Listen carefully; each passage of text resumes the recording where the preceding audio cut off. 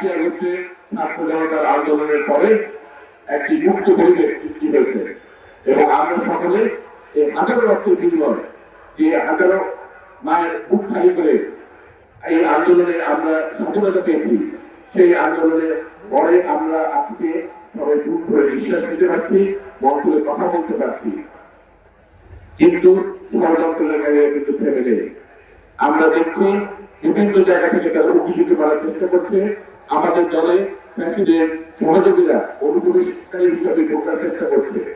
আপনারা আমার নেতা কর্মী আমাদের নেতা কর্মী সহ আমার সামনে যে মুসলিম ভাই বোনেরা আছে, আপনাদের আহ্বান জানাই, এই ফ্যাসিড সরকারের সহযোগী, এই আওয়ামী লীগের দোষর কাউকে আজকে ধরুন এই ইফতারের এই পবিত্র সময় আমরা প্রতিজ্ঞাবদ্ধ হই, আমরা তাদের কাউকে বাংলার বাড়িতে এক চোখ আওয়াজ দিব না।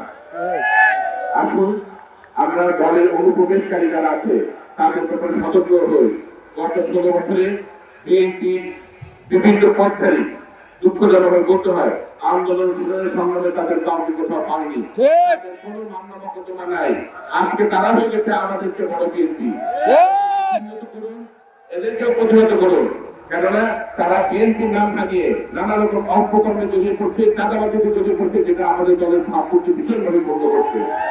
আজকে আমরা প্রতিযোগিতা হই সারা কাপাসিয়াবাসী এবং কাপাসে জাতীয়তাবাদী শক্তি আদর্শে যারা বিশ্বাসী সকলে আসুন আমরা ঐক্যবদ্ধ হই, প্রতিজ্ঞাবদ্ধ হই যে ইনশাআল্লাহ সামনে ডিসেম্বরের মধ্যে একটি আপনার সুস্থ ও নিরপেক্ষ পরিবেশে সংসদ নির্বাচন হওয়ার সম্ভাবনা রয়েছে।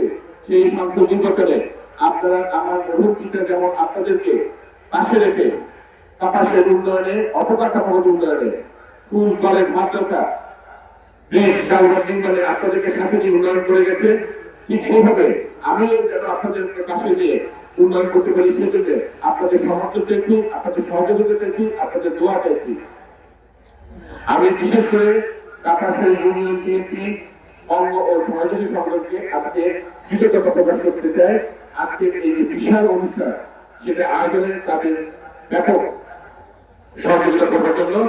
সেই সাথে আমাদের 11 ইউনিয়নের নেতৃবৃন্দ আছে, উপজেলা অঙ্গ ও সহযোগী সংগঠন রয়েছে, তাদের সার্বিক সহযোগিতা না পেলে আজকে এরূপ একটি বৃহৎ পরিসরে ইফতার মাহফিল ও দোয়া মাহফিল আয়োজন করা গেছে।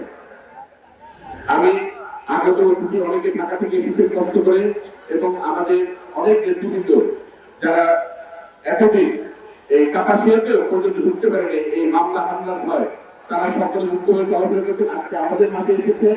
আমরা অত্যন্ত খুশি এবং আমরা সবাইকে স্বাগত জানাই। পরিশেষে আমাদের এখানে এই ইফতার মাহফিলে বিভিন্ন শিক্ষা প্রতিষ্ঠানের শিক্ষক মন্ডল এসেছে, আমাদের সাংবাদিক ভাইয়েরা এসেছে এবং আমাদের বিভিন্ন রাজনৈতিক দল, বিশেষ করে জামাতে ইসলামের নায়েবে আমির জনাব সামাল হক এসেছে, আমাদের বীর মুক্তিযোদ্ধা, আমাদের বাংলাদেশের সূর্য সন্তান মুক্তিযোদ্ধা বৃন্দ এসে আমাদের আজকের এই ইফতার মাহফিলকে অনুদানিত করেছে। তাদের সকলকে আমি কৃতজ্ঞতা জানাই, প্রশাসনকে ধন্যবাদ জানাই আমাদেরকে সার্বিক সহযোগিতা করবার জন্য।